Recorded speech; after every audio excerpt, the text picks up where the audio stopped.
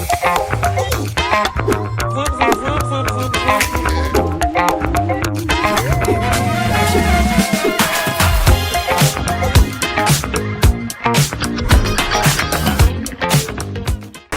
teman-teman semuanya, kembali lagi di Zenius Interactive Podcast Zip Zip Zip. Perkenalkan, nama aku Mira sebagai host pada hari ini. Nah, jadi pada podcast kali ini kita akan membahas topik yang sangat menarik dan juga penting, yaitu tentang apa sih duta international culture itu. Dan di era globalisasi seperti sekarang, budaya tidak lagi hanya dikenal di lingkungan sosial, tetapi juga bisa diperkenalkan hingga ke tingkat dunia. Melalui podcast ini kita akan menggali lebih dalam lagi mengenai apa sebenarnya peran sebagai duta international culture, tantangan yang dihadapi, serta bagaimana generasi muda dapat ikut berkontribusi dalam melestarikan dan memperkenalkan budaya ke internasional. Tapi sebelumnya kita perkenalkan dulu bintang tamu kita hari ini. Halo semuanya, kenalin aku Niputu Tisha Dewi, kerap dipanggil Tisha, biasanya di kampus. Aku juga merupakan salah satu mahasiswa IDB Bali, jurusan manajemen bisnis. Aku duta international culture tahun 2025, dan sebelumnya aku ucapin terima kasih banget sudah diundang ke sini untuk ikut podcast dan berbagi cerita kepada kalian semua. Oke, langsung aja Kak ya. Jadi menurut Kakak apa itu duta international culture dan mengapa peran ini penting di era globalisasi saat ini? Oke, mungkin beberapa dari teman-teman masih belum tahu dan belum paham ya apa sih yang dimaksud dengan duta international culture. Sebenarnya sama aja ya teman-teman, duta itu dia memiliki tugas untuk mempromosikan budaya, salah satunya ke globalisasi atau ke internasional. Nah, peran generasi muda terhadap pengaruh globalisasi mungkin ya di era sekarang ini kan kita hidup berdampingan sama yang namanya digitalisasi ya. Nah, umumnya digital itu seperti sekarang ini tuh banyak banget digunain untuk promosi budaya salah satunya. Iya. Seperti di media-media yang kita temui salah satunya kayak TikTok, Instagram. Nah, itu dijadiin landasan untuk kita sebagai generasi muda untuk mempromosikan budaya agar lebih mudah dan lebih cepat tersalurkan ke arus internasional maksudnya. Jadi seperti media sosial TikTok dan Instagram tuh sangat berpengaruh gitu ya bagi Iya, betul sekali. bagi pengenalan budaya. Apalagi kita kan lagi di Bali nih ya. Iya, betul. Yang banyak banget budaya kayak misalnya nanti ada ogoh-ogoh, Iya, nyepi gitu. Oke, lanjut aja. Menurut Kakak apa aja sih kualitas atau karakter yang harus dimiliki untuk menjadi seorang duta international culture menurut Kakak? Oke, menurut aku pribadi sebagai seorang duta itu nggak cuma duta aja ya. Kita ya sebagai perempuan umumnya harus memiliki 4B, salah satunya beauty, brain, brief, dan behavior, yang dimana 4 pilar ini dijadiin sebagai landasan utama kita untuk menjalani kehidupan kita ya. Dan menurut saya pribadi sebagai perempuan gak cuma duta aja, 4B itu juga sangat berpengaruh ya teman-teman. Jadi jangan pernah dianggap remeh ya 4B ini, karena dia dijadiin sebagai acuan dan landasan utama kita. Seperti itu. Lanjut aja, bagaimana seorang duta budaya memperkenalkan budaya lokal ke beberapa masyarakat internasional tanpa menghilangkan nilai aslinya? Oke, di Duta International Culture itu kita mempromosikan budaya dan berfokus pada kain endek, kain tenun, dan kain-kain lainnya ya, seperti kain batik salah satunya. Nah, kalau kita mempromosikan budaya ke internasional, salah satunya seperti mungkin ya kalau di Bali itu kan udah umum bule-bule atau turis tuh ngelihat kayak tari Bali mungkin ya, kecak, gamelan Bali itu udah umum banget. Nah, di Duta International Culture ini, dia tuh berfokus pada promosi budaya dalam kain endek. Nah, di mana kain endek di zaman sekarang itu bisa dikembangkan dengan beragam kreativitas ya. Salah satunya kita sebagai anak muda mungkin bisa dijadiin baju, nggak cuman kain yang sekedar kain doang, itu bisa divariasiin dan itu lebih mudah lagi kita mempromosikan budayanya, seperti itu. Jadi kain endek itu bukan cuma sekedar kain, bisa dijadikan sebagai pakaian atau juga sebagai aksesoris Kak ya? Iya, betul. Kayak tas gitu misalnya. Menurut Kakak nih, tantangan terbesar yang biasanya Kakak hadapi mempromosikan budaya lokal tuh apa sih? Tantangan terbesar ya, kalau dilihat dari segi zaman sekarang gitu ya, banyak generasi muda yang masih belum melek terhadap budayanya sendiri. Gitu, salah satunya kita di Bali tuh, memang di Bali tuh terkenal akan budayanya. Budayanya. Cuman masih banyak dari generasi muda Bali yang masih belum terlalu melek terhadap budaya, sehingga mereka tuh kelihatan kayak masih acuh tak acuh sama budayanya. Nah, jadi Duta International Culture ini tuh salah satu punya program kerja juga ya teman-teman, untuk ikut serta membantu ya masyarakat Bali khususnya untuk mempromosikan budaya, karena budaya Bali itu banyak sekali ya, nggak cuman dari apa yang tadi saya omongin. Ya, betul sekali, masih banyak budaya Bali yang belum terekspos, dan tugas kita juga sebagai generasi muda di sini tuh perannya sangat penting, apalagi di era globalisasi. Kalau misalnya kita bilang era globalisasi, mungkin orang-orang dulu tuh masih awam ya, masih kayak apa sih globalisasi. Nah, jadinya budaya yang dulunya tuh masih belum bisa diperkenalkan karena terhalangnya digitalisasi seperti itu. Nah, dengan adanya digital ini mungkin kita generasi muda bisa dibilang lebih mudah ya mempromosikan budaya. Itu sih. Jadi sebagai generasi yang dibilang Gen Z gini ya, harus lebih mengembangkan budaya kita sendiri. Kita harus bangga karena orang luar tuh ke Bali untuk melihat budaya yang ada di sini. Banget.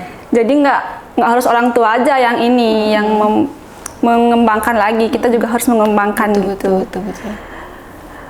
Kan ini bagaimana peran generasi muda khususnya di mahasiswa di DB Bali ini mendukung pelestarian budaya melalui program Duta Budaya menurut Kakak? Kalau menurut aku pribadi sih, tadi sempat udah disinggung ya, apalagi di IDB Bali ini dikenal dengan jurusan desain ya mungkin ya. Iya.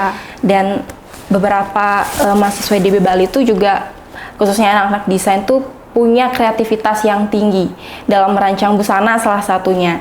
Nah, dengan adanya peran ini juga bisa membantu ya kita sebagai generasi muda, mungkin kita bisa melakukan kolaborasi mungkin ya. Untuk mempromosikan budaya di lintas internasional nanti. Jadi harus collab antara dutanya ini sama desainnya. Iya, pelaku generasi muda. Khususnya yang bisa desain mungkin ya, yang jago desain. Dan sekarang juga kayak di IDB Bali tuh lebih banyak mahasiswa yang ngambil jurusan digital juga nggak sih? Kayak bisnis digital mungkin ya. Itu juga bisa kolaborasi mungkin nanti. Kolaborasi antar mahasiswa seperti BD atau apa gitu ya Kak ya? Iya, betul banget. Terus sosial media yang paling efisien untuk mempromosikan budaya di Bali itu apa sih Kak? TikTok sih menurut aku. Karena di TikTok tuh dia selain TikTok sih, kalau nggak IG biasanya. Cuman kalau di IG tuh mungkin lebih susah ya. Tapi kalau di TikTok tuh dia udah lintasnya global menurut aku. Jadi kalau misalkan nih kita buat ingin promosi budaya gitu contohnya, kita bisa buat konten-konten kecil gitu kan. Nah, nantinya juga kayak ya udah FYP sampai akhirnya dikenal sama dunia gitu. Jadi kita tuh kan tentunya punya sosial media dan kita harus memanfaatkan sosial media itu untuk mempromosikan budaya kita sendiri. Betul. Agar tidak mati gitu loh budayanya, biar dikenal lebih luas lagi. Terus yang terakhir nih Kak, jika Kakak diberi kesempatan menjadi duta internasional yang lebih tinggi lagi, budaya Bali apa yang ingin Kakak perkenalkan ke dunia luar? Oke, selain kain endek, tari-tarian, gamelan mungkin, atau rumah adat Bali, kita masih punya satu budaya Bali yang belum dikenal banyak orang ya. Apa tuh? Mungkin anak generasi muda Bali sendiri juga nggak terlalu tahu ya, nggak terlalu bisa. Pernah dengar nggak nyastra Bali? Atau nulis tulisan Bali dalam lontar gitu pakai bahasa. Kalau dulu tuh dia masih pakai bahasa Sanskerta gitu teman-teman, tapi sekarang sudah bisa ya seiring pengaruh globalisasi juga mungkin lebih mudah dalam pengaplikasiannya. Kalau dulu tuh harus pakai lontar, kalau sekarang bisa pakai kertas, pakai buku. Nah, Nyurat Aksara Bali ini juga kayak bukan hanya turis-turis juga yang belum tahu ya. Kita juga masih perlu belajar lagi, perlu mempelajari lagi kebudayaan kita agar nantinya nggak tertinggal dan hilang gitu. Apalagi di zaman globalisasi ini kan kayak banyak generasi muda yang mungkin lebih memilih untuk ngomong English, Indonesia, dan jarang menggunakan bahasa Bali itu sendiri. Benar, bahasa Bali halus apalagi teman-teman. Dan itu juga perlu kita lestarikan ya, kita kembangkan lagi. Umumnya apalagi kita tinggal di Bali itu kayak sebenarnya wajib sih pakai bahasa Bali halus, belajar nyurat aksara Bali, itu tulisan Bali. Sebenarnya wajib, cuman mungkin karena pengaruh globalisasi juga ya, jadi semakin sedikit demi sedikit sudah mulai hilang. Tapi perlu kita lestarikan lagi nantinya. Gitu. Jadi kita harus mengekspos lagi tentang apa itu sih nyurat Bali gitu loh. Iya, betul. Karena aku juga sendiri tidak bisa menulis aksara Bali, guys. Meskipun aku orang Bali. Kak, gimana sih proses kakak menjadi duta international culture tuh, perjalanannya tuh seperti apa? Apakah mudah atau sulit gitu? Oke, kalau ditanya soal perjalanan sih sebenarnya bingung ya mau jawab apa. Soalnya awal ikut duta ini juga semua berawal dari coba-coba aja ya teman-teman. Jadi aku kan dulu juga pernah menjabat sebagai putra-putri kampus ya angkatan 2024. Nah, terus ada salah satu dosen dari IDB Bali yang ngasih aku pamflet dan nawarin buat ikut join. Nah, sebenarnya aku tuh nggak pengen join kedutaan atau ajang apapun itu, karena aku pengen fokus untuk belajar aja. Cuman dari situ kayak aku penasaran gitu loh, pengen coba ini sebenarnya ajang apa gitu. Aku coba-coba aja deh dulu. Kalau menang ya itu berarti itu hak kita, berarti berhasil itu, mencapai keberhasilan gitu. Kalau enggak ya udah jadiin pengalaman aja. Nah, akhirnya 1 minggu sebelum grand final itu aku baru nyiapin semuanya. Bisa dibilang ya perjalanannya singkat sih untuk persiapan 1 minggu doang, mikirin soal tes bakat dan lain segala macam. Terus akhirnya ikut ajangnya dan ya percaya diri aja gitu, coba untuk menampilkan yang terbaik, dan Astongkara menang gitu, diumumin sebagai grand winner hari itu juga gitu. Mau nanya nih Kak, kepo, berapa banyak orang sih yang ada di sana sehingga kakak dapet juara gitu loh, kemenangan gitu? Oke, kalau untuk ajangnya pada saat itu tuh dikategorikan ya, ada kategori anak, kategori dewasa gitu, jadi dia di list per kategori. Nah, kalau untuk kategori dewasa tuh kalau nggak salah 20 orangan, dan kategori anak tuh lebih banyak lagi, mungkin 25-30 lah ya Kak. Iya, itu. Apa sih tantangan kakak masuk ke sana tuh, ada tantangan nggak? Atau Ada gimana? sih, Apa ada tuh? sih. Kalau boleh tahu. Kalau tantangan sih lebih ke ragu sama diri sendiri ya, karena kan semakin tinggi perjalanan kita itu semakin besar juga tanggung jawab kita gitu. Jadi sempet ragu sih ikut ajang ini karena dia isi tulisan internasional ya. Jadi menurut kayak mungkin ini skala internasional gitu. Kira-kira nanti kalau ikut ajang ini misalkan menang nih, disuruh ikut program kerja gimana gitu. Sedangkan aku masih belajar gitu loh untuk coba buat gali potensi diri lagi gitu. Tapi seiring berjalannya waktu, semakin banyak dikasih pemahaman, semakin banyak dikasih ruang untuk belajar juga. Akhirnya sampai sekarang juga Astongkara, program kerja kita di Duta International Culture itu selalu terlaksana dan berhasil semua dengan baik seperti itu. Kakak pernah memperkenalkan budaya ini tuh ke negara apa aja kalau boleh tahu? Kalau ini ya sebenarnya ini tuh juga salah satu benefit kita ya ikut duta-dutaan kayak gini juga. Ada plus minusnya juga sih teman-teman. Kalau untuk ini aku udah ke 3 negara. Salah satunya kemarin di bulan September aku ke Malaysia sama Singapura. Kalau untuk kemarin di Januari kemarin aku ke Jepang. Itu kita kunjungan ke KBRI sama KJRI. Jadi di tiap-tiap negara. Nah, jadi kita tuh kayak Indonesia tuh dia punya kerjasama sama beberapa negara ASEAN gitu ya. Jadi di beberapa masing-masing negara itu ada KBRI sama KJRI-nya gitu. Nah, tugas masing-masing dari KBRI sama KJRI itu beda-beda, teman-teman. Ada yang khusus untuk promosi budaya, ada yang dikhususkan untuk mungkin kerjasama lintas negara Indonesia dengan negara apa gitu misalkan. Nah, jadi kita kunjungan ke sana, diberi kesempatan, terus kita audiensi di sana juga sama beberapa pejabat-pejabat yang di sana, yang bekerja di sana untuk mempromosikan budaya kita juga dan membuat program kerja kita juga. Dan Astokar itu juga semua terlaksana dengan lancar sih kemarin. Tapi memang ada struggle-nya sih setiap perjalanan. Contohnya kayak kejar-kejaran pesawat, mungkin lari-larian karena kejar-kejaran waktu kan kita soalnya ditargetkan gitu ya. Maksudnya sudah dibuatkan rundown jam segini udah sampai di sini, jam segini udah sampai di sini. Jadi kita nggak bisa santai-santai gitu. Karena kita tujuannya ke sana tuh bukan untuk liburan, ya betul, tapi kita ngejalanin tugas dan program kerja. Tapi happy sih. Kan kakak bilang happy terus tuh. Kakak ada nggak kayak bad mood atau mood swing gitu? Waktu perjalanan di Iya, waktu perjalanannya gitu. Pasti ada dong. Sering nggak gitu?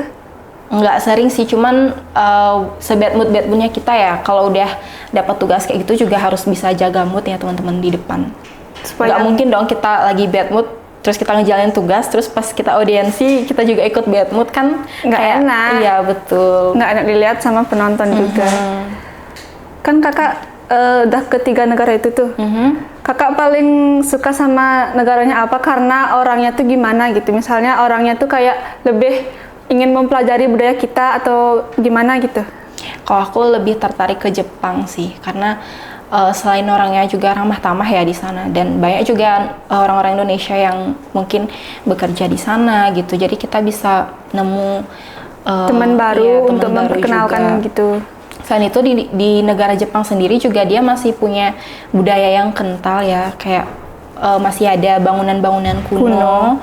Dan masih ada pakaian baju-baju adat yang masih terbajang di bangunan-bangunan itu, kayak kelenteng gitu. Contohnya kemarin, dan aku sih lihatnya walaupun Jepang itu bisa dibilang negara maju ya, tapi dia masih bisa tetap mempertahankan budayanya di era sekarang gitu. Tanpa harus menghilangkan jati diri budayanya sendiri gitu. Oke, jadi segitu aja podcast kita kali ini. Untuk Kak Trisha, terima kasih udah hadir di podcast ini. Zenius Interaktif Podcast, zip zip zip.